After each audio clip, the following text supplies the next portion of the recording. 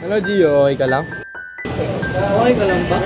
Parang ang tahimik mo na itong mga nakaraang araw eh. Ang kalusugang pang-isipan ay naglalarawan sa isang antas ng kapakanan na pangsikolohiya o ng isang kawalan ng isang disperensyang pang-isipan.